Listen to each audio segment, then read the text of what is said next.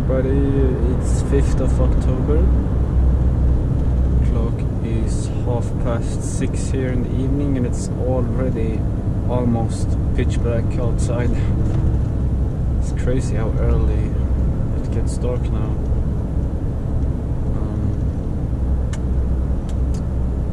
It kind of wants me to take day shifts. Day shifts.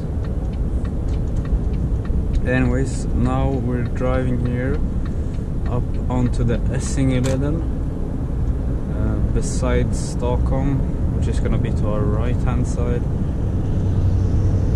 and then we're gonna turn off and around and up on a bridge, and we're gonna cross a bridge towards Vällingby and Bromma.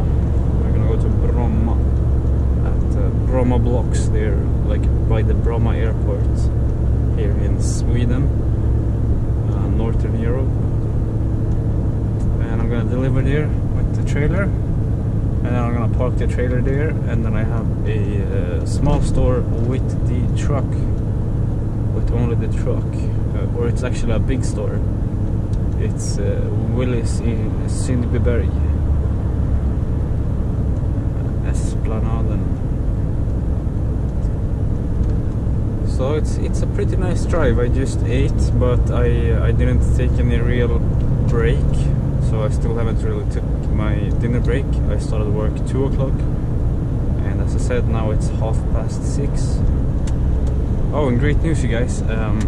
We now have the new generation Scania. I don't know what engine or model or anything, but I saw it. It's parked right now at our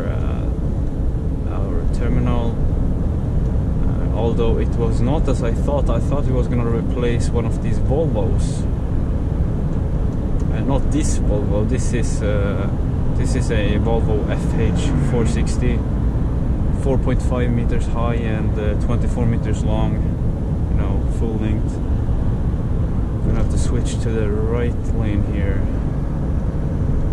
somehow.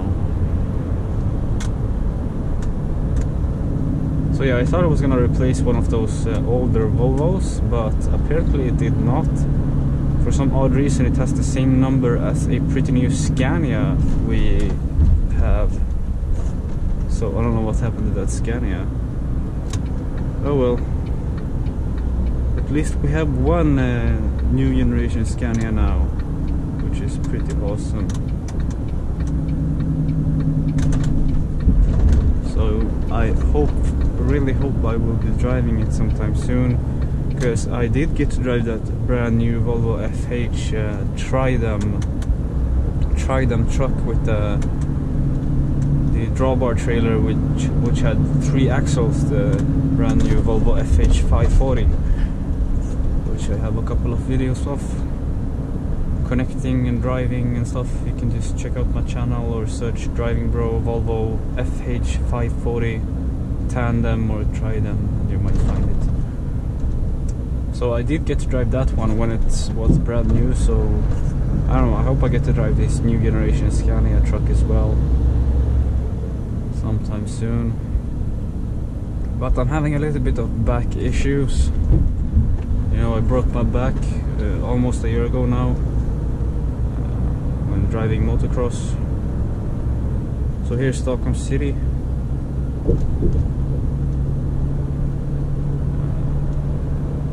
So we'll see. Hopefully my back will be fine and I can work. Otherwise I'm gonna have to, you know, go to the doctor and stuff, and maybe be homesick if it's too much pain. But it's bad. It's annoying when you have these old trucks and their back support on the chairs are very, very bad. And I get to drive so many different trucks, so it's hard for me to know, you know, when I'm gonna have a good truck that has good back support and when I'm gonna have a bad truck. Usually I'm too lazy, but I could take my jacket and put it on my back for a little support at least. But yeah, I'm gonna have to start doing that, because I don't want to carry around a pillow, you know. So I'm gonna take off here. We can also take off here into Stockholm city, but we're gonna take the next exit. I did drive here, what was it, Tuesday, with my motorcycle. I had an appointment for my stomach, just to talk with the doctor. And then I have another appointment where I'm gonna do a new gastroscopy, where they put a tube with a camera inside of my tummy, all the way down into the bowels almost. But they're gonna check. I had some sort of polyp or some sort of mark inside of my stomach, so they're gonna check that again and take new samples. But that's not until November. So then I'm gonna have to what's it called in English? Fasta, you know. I can't eat. In Swedish it's called fasta.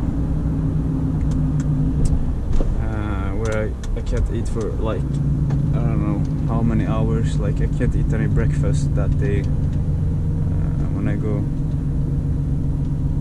There's the huge ass trailer with me. It's still there, yippee. Alright. So today I actually started work 2 o'clock and I got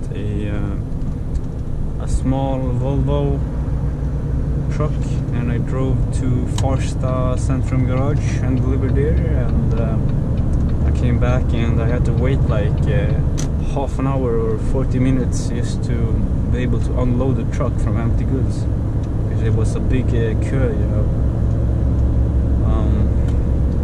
So then I finally unloaded it, and then I helped the guy loading this one. First the truck with the small store, and then the trailer with this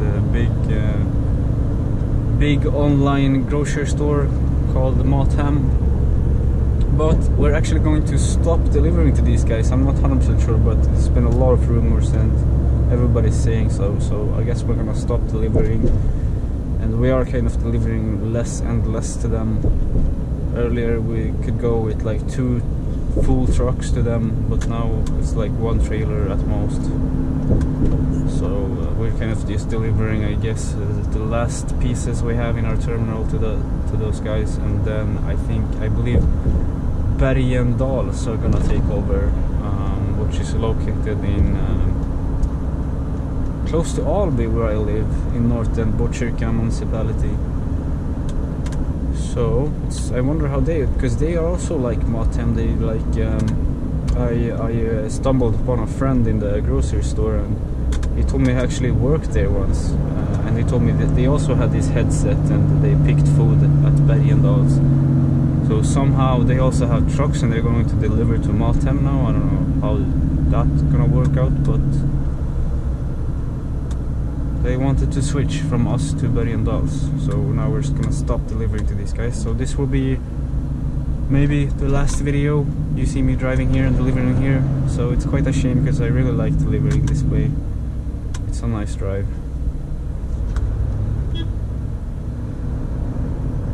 That was me, by the way, because that Audi was a little bit off to the side, man. I wanna teach him a lesson. No, if I were to teach him a lesson, I would use my big horn.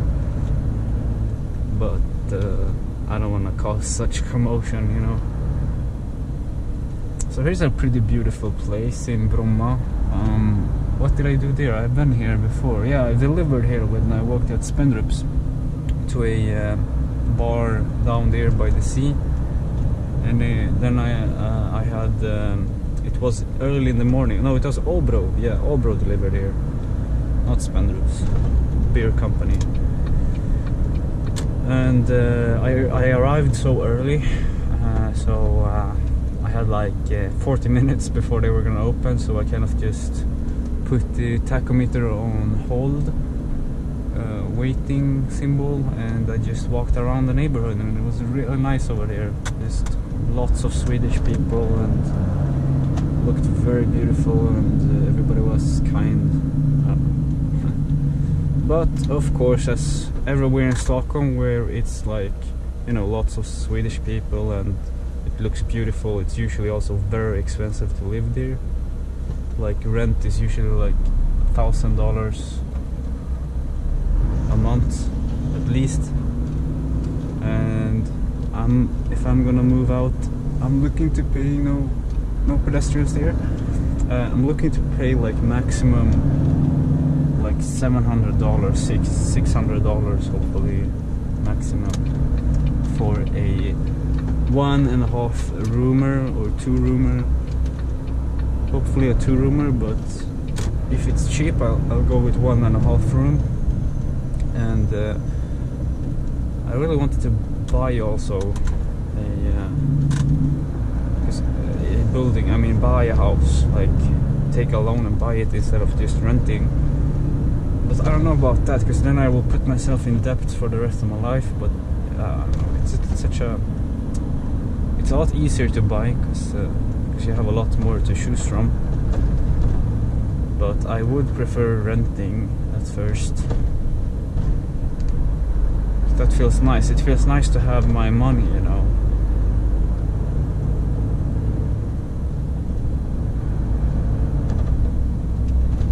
And I've been watching a few like conspiracy theories videos online about New World Order and stuff, and I don't really believe it so much, but there was a video about how you should prepare yourself in case, you know, something were to happen, like some sort of New World Order were to be taking place, like the shutting off all the networks. And you know, imagine if just out of nowhere there was no electricity.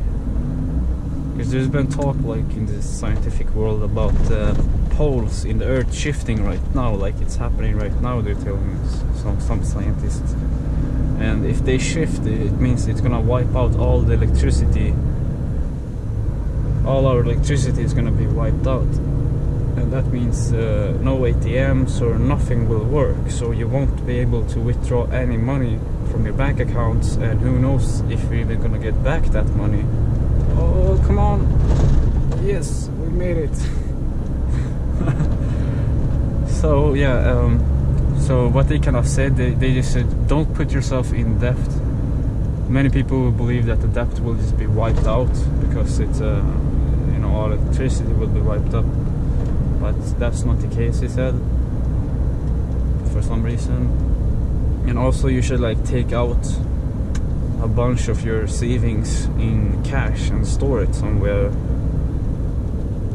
just in case like that happens, that you can't withdraw or you can't use your current or your bank money, you know. And that's got me thinking, like, what the hell, what if there were like a pole shift and all the electricity were to be wiped out, and I will lose all of my money, everything I've worked for, I will just lose it down the drain, you know, like all the work for nothing. That would be horrible. So I don't know, I might just follow that advice and just take out at least some sort of cash to have lying around under the bed or something. You know, that's always good.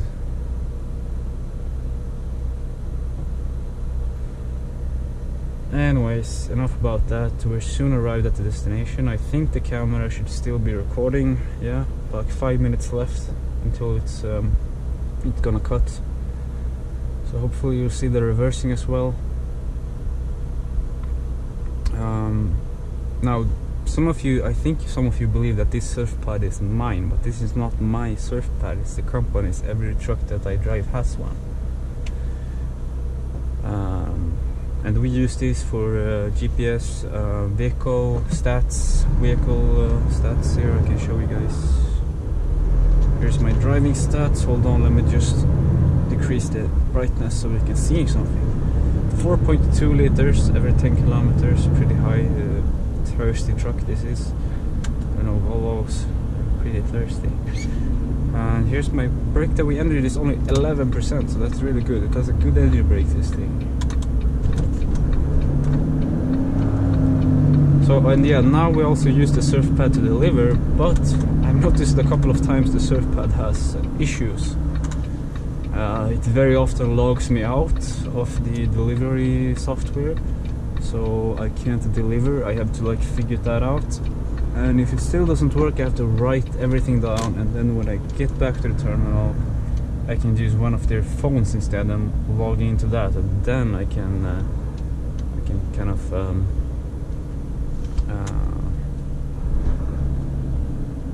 then I can you know, put everything in that I wrote down on paper.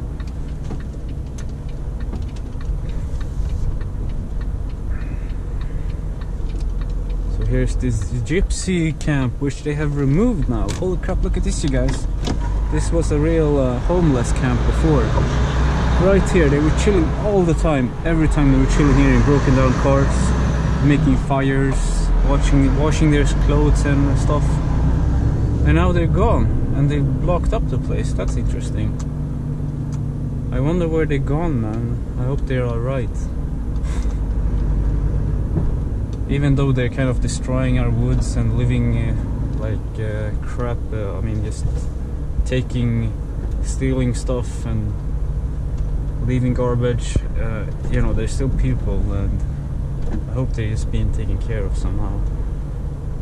It's such a shame with this crisis in the Middle East. Everybody's fleeing to Sweden and Finland and who knows what countries they're fleeing to.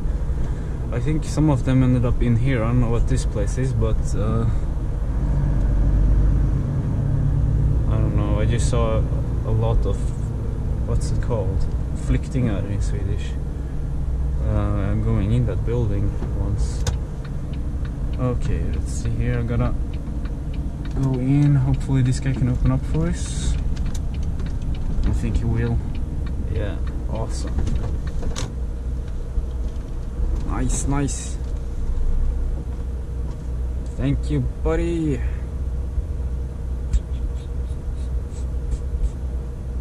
Awesome, bro.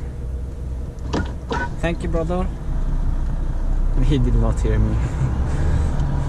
He wasn't even looking. I was gonna say thanks. I was gonna go out there anyways, I guess. Alright, now we're here. My tip for you guys, if you have a surf pad like this and you don't have any internet, like if your company do, and you have internet on your phone, and that's how I'm gonna fix this now, so I don't have to write everything down, so I can use the surf pad to deliver. You can create a Wi-Fi hotspot on your phone, and then you can connect this via